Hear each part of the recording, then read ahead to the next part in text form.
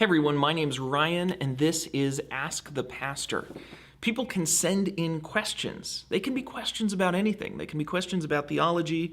They can be questions about nonsense. I answer all of the questions people send in, and I release those answers on a weekly basis. I got a question today from Evan Smith. He's a local seminarian and a friend of mine. We've met for coffee several times, talked about some exciting stuff, and he asks great questions. He says, do Christians, Jews, and Muslims really worship the same God? How? It's a phenomenal question as usual, Evan. And unfortunately, I'm in this vice grip because one of the things that I always want to do when I'm doing Ask the Pastor is make sure to attend to the question at hand, right? Not dodge the question. I want to answer it. But that's one of those questions that I just kind of have to send back and say, well, that depends. What do you mean by same God? What does that mean to us? Because I think it's a good question, and I think there's a reason it's a good question. There's a reason why good Christians are going to come to different answers to that question, because there are multiple senses in which that is the case, in which that is a relevant question, and in some senses it is true, and in some senses it is not true. So let me explain a little more about what I mean by that. When we talk about something, when we talk about a subject being the same or different, let's talk about a historical figure that's familiar to us, like George Washington. What does it mean to believe in the same George Washington? So some people, just about everybody believes that George Washington was a Virginian, that he grew up in Mount Vernon. There are some stories about his upbringing that are a part of his legendary identity, right? Like he could not tell a lie. He wouldn't chop down the cherry tree. And there's this background, right? So we have this childhood of George Washington. And then he became the first president of the United States. That's pretty uncontroversial. But there are controversies around George Washington. Some people will say that George Washington was an incredibly honest, incredibly loyal hero and representative of peace and freedom. Some people will say that he was a traitor who abandoned his country and fought with a group of guerrilla terrorists for the wrong side. Those people would be, at least the contemporary, at least the British people of that time. And so at that point, does King George believe in the same George Washington that Thomas Jefferson believes in? Or at some point, do they believe in different George Washingtons? Is it the same George Washington or isn't it? And I think that's kind of a relevant question. There's a sense in which it is and it isn't. It gets more complicated.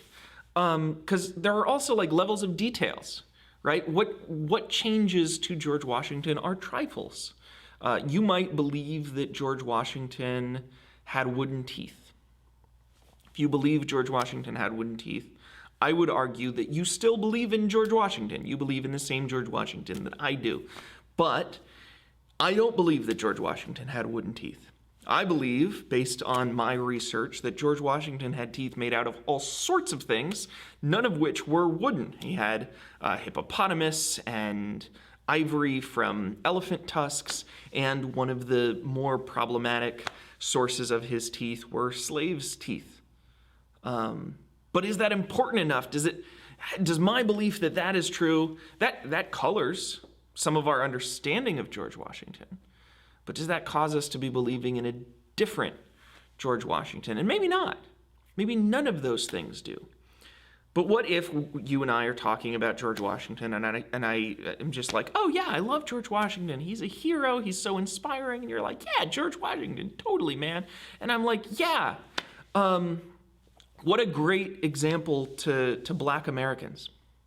right? Because George Washington was black, of course, right? And what a great rapper he was. What do you mean? You know, George Washington. Yeah, he raps about who lives and who dies and who tells your story, about how history has its eyes on you. At some point, it starts to become clear that I've stopped speaking about the George Washington of history, and I've begun to speak about the character of George Washington from the recent Broadway smash hit, Hamilton. At some point, the amount of changes that we've made to the base of George Washington are significant, and we're not talking about the same George Washington anymore. We're talking about a George Washington from literature as opposed to a George Washington from history. And indeed, none of us are really talking about a George Washington from history, right? Like, none of us have met that guy. It's all different books and different sources, and they have some things in common, and they have some things that are different. And that's the case with Judaism, Islam, and Christianity. In many ways, we can see, just like the Washington from my fourth grade history class and the Washington from the Hamilton musical, they're rooted in the same idea, the same history, the same foundational character, but they go in different directions, and sometimes very, very significantly different directions. And so you need to make a decision for yourself. Hey, at what point does it deviate? At what point are we not talking about the same thing anymore?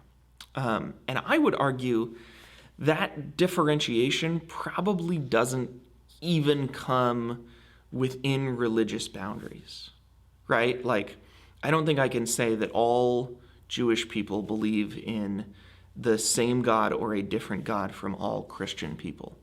I can say that there are people like Kenneth Copeland who do not seem to be believing in the same God that I do. Like, that's just an entirely different character that you have devoted your life to. That is a fictional character from history.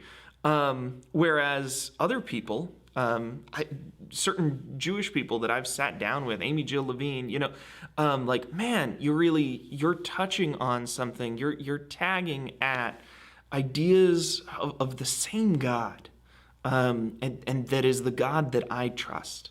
And the ideas that you're relating and the understanding you have of a God of peace and truth and justice is my understanding. And so I don't even think you can say, yeah, this religion has the same God, this religion has it. Like, it's person to person and idea to idea and part to piece, and it flows. And that's not like me just copping out because God is special and trying to do special pleading. That's true of any time we talk about any complicated subject. The idea of sameness is hard, which is a good thing because it keeps me in Ask the Pastor videos and engaging with these complicated ideas that are worth engaging in.